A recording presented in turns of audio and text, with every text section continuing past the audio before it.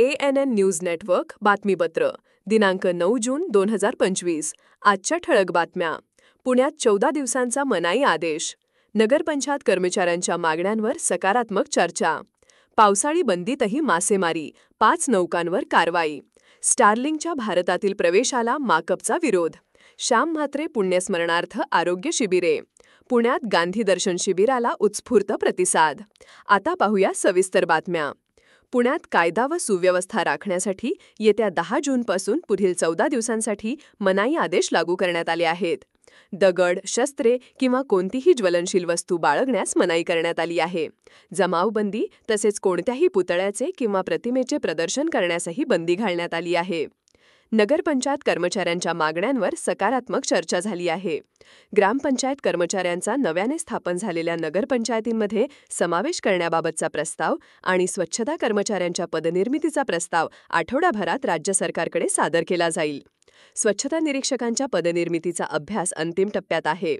यासाठी झालेल्या बैठकीत आयुक्त तथा संचालक नगर परिषद प्रशासन संचालनालय बेलापूर, नवी मुंबई यांनी महाराष्ट्र राज्य नगर परिषद, नगरपंचायत कर्मचारी व संवर्ग कर्मचारी संघर्ष समितीचे नेते सुरेश ठाकूर, संतोष पवार, सुनील वाळुजकर, अनिल जाधव, अजिंक्य हुनलवणे यांच्यासह उपायुक्त पल्लवी भागवत आणि सहउपायुक्त बारिंदर कुमार गावित यांच्यासोबत संवाद साधला.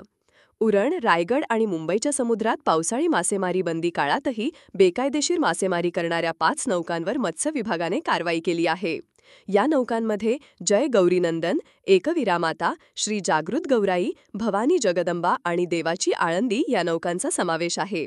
एका नौकेकडून 1,30,000 रुपयांचा दंड वसूल करण्यात आला आहे. एलॉन मस्क यांच्या स्टारलिंक कंपनीला भारतात काम करण्याची परवानगी देण्यास भारतीय कम्युनिस्ट पक्ष मार्क्सवादीने तीव्र विरोध दर्शवला आहे. यामुळे देशाच्या सुरक्षेला धोका निर्माण होऊ शकतो, असे माकपचे म्हणणे आहे.